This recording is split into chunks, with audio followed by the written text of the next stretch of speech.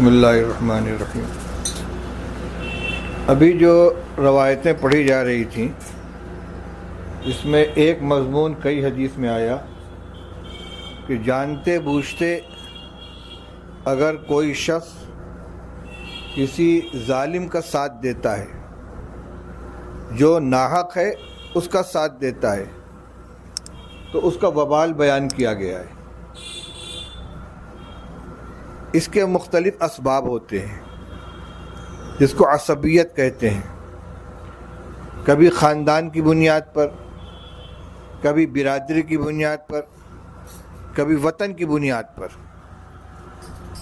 اللہ کا فضل ہے، دارالعلوم اس فتنے سے بہت دنوں سے محفوظ ہے، لیکن شیطان پیچھے لگا رہتا ہے۔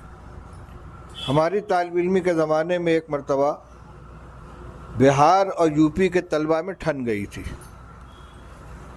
اگرچہ اس کا رخ دوسرا تھا، علمی مقابلہ ہو رہا تھا، مضامین لکھے جا رہے تھے، پرچے آ رہے تھے، لیکن منافست بہت زور کی تھی۔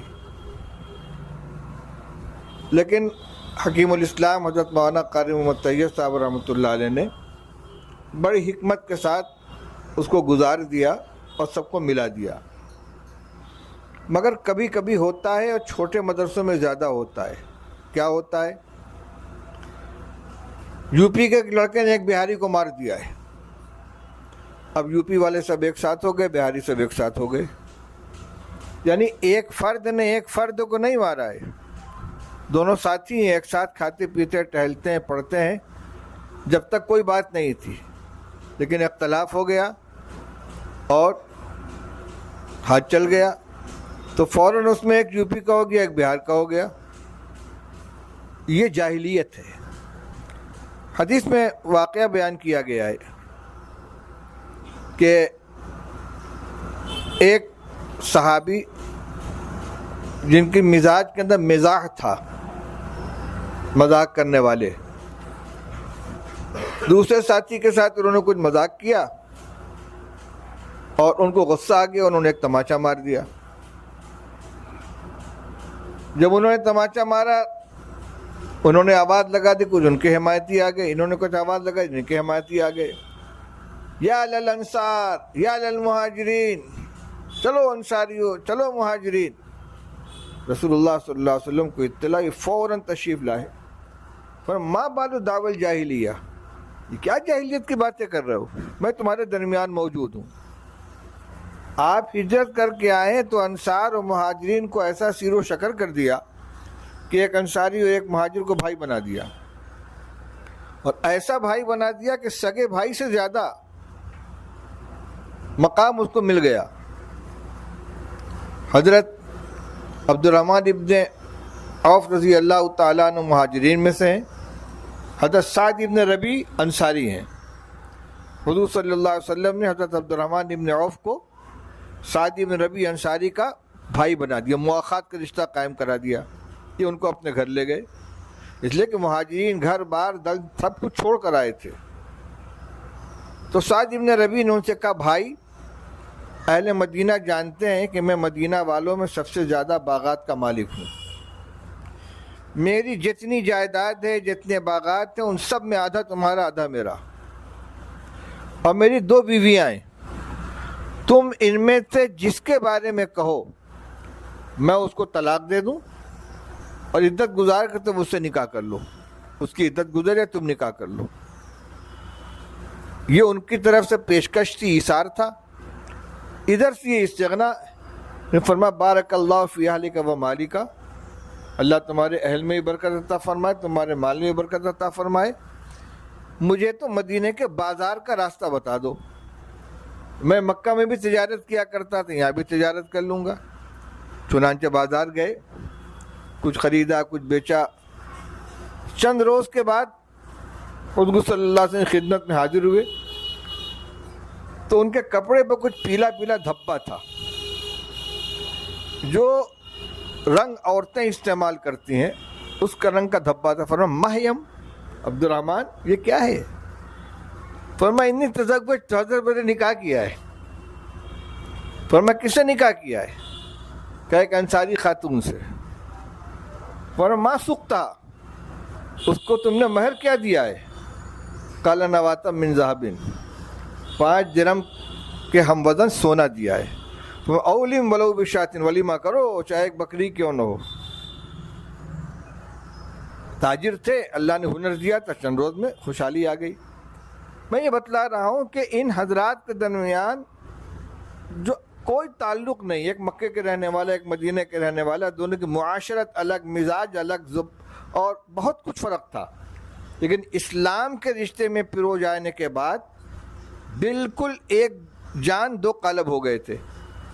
اب جب اس میں سے یہ آواز نکلی یا للانصار یا للمہاجرین، تو رسول اللہ صلی اللہ علیہ وسلم نے فرمایا ما بال دعوی الجاہلی، یہ تو جاہلیت کے زمانے کی بات ہے کہ عصبیت کی بنیاد پر کہ انصاری کو مہاجری نے مار دیا یا مہاجر کو انصاری نے مار دیا، تو اب سب مہاجر ایک ساتھ ہو کے سب انصاری ایک ساتھ ہو جائے، یہ دعویٰ ہو رہا ہے۔ بہاری اور یوپی والے سب ایک ساتھ ہو جائے اور بہاری سب ایک ساتھ ہو جائیں، یہ نہیں دیکھنا ہے کہ زیادتی کس کی ہے، یہ جاہلیت کی چیز ہے۔ اس میں اگر کوئی شخص جانتا ہے کہ میرا ساتھی غلطی پر ہے، چاہے اس کا ہم وطن ہو، چاہے اس کا دوست ہو، اس کا رشتہ دار ہو، اس کو اس کا ساتھ نہیں دینا چاہیے۔ مولانا مظفر حسین صاحب کا قصہ پڑھا ہو، سنایا گیا آپ کو، کاندھلوی، اللہ کے بہت نیک بندے تھے۔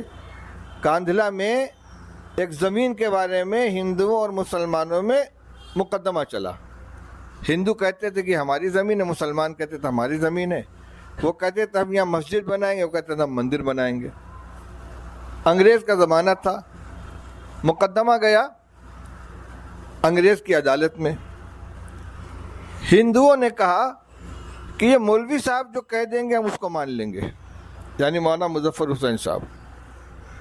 جج نے جو انگریز تھا مسلمانوں کو بلایا، کہا کہ یہ تمہارے مولوی صاحب مولوی مظفر صاحب، ان کے ہاتھ میں معاملہ دے تو یہ جو فیصلہ کر دیں۔ ہاں ہاں بالکل بالکل۔ تو سوچا حضرت تو مسلمانوں کی حمایت کریں گے ہی۔ جج نے بلایا ان کو کہ مولوی صاحب یہ جو جھگڑا ہو رہا ہے زمین کے بارے میں، آپ بتائیے زمین کس کی ہے؟ ان کہ یہ تو ہندوؤں کی زمین ہے۔ جج نے فیصلہ لکھا کہ مسلمان ہار گئے، اسلام جیت گیا۔ بڑا تاریخی جملہ ہے کہ مسلمان ہار گئے، اسلام جیت گیا۔ اس کا اثر یہ ہوا کہ ان ہندوؤں نے برضا و رغبت وہ زمین مسجد بنانے کے لیے مسلمانوں کے حوالے کر دی۔ پوری جماعت کا، پورے مسلمانوں کا مسئلہ ہے، لیکن جو صحیح بات ہے وہی اسی کی گواہی دیں گے۔ اس لیے شہادت زور کو من اکبر الکبائر قرار دیا گیا۔ بخاری شریف کی روایت ہے، رسول اللہ صلی اللہ علیہ وسلم نے فرمایا کہ میں تم کو گناہ کبیرہ نہ بتاؤں؟ تو فلاں گناہ کبیرہ ہے، فلاں گناہ کبیرہ ہے۔ 1 2 شمار کرنے کے بعد آپ ٹیک لگائے بیٹھے تو سیدھے ہو کر بیٹھ گئے۔ فرمایا الا وقول زور، الا وقول زور، الا وقول زور۔ جان بوجھ کر جھوٹ بولنا یا جھوٹی گواہی دینا یہ اکبر الکبائر میں سے ہے۔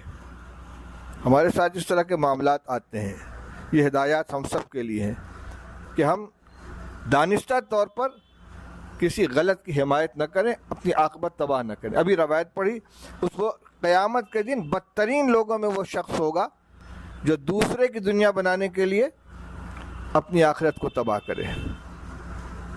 آج ہی کے لیے نہیں، پوری زندگی کے لیے ہمیں اس کو پلے باندھ لینا چاہیے۔ اللہ تعالیٰ ہمیں اس کی توفیق عطا فرمائے۔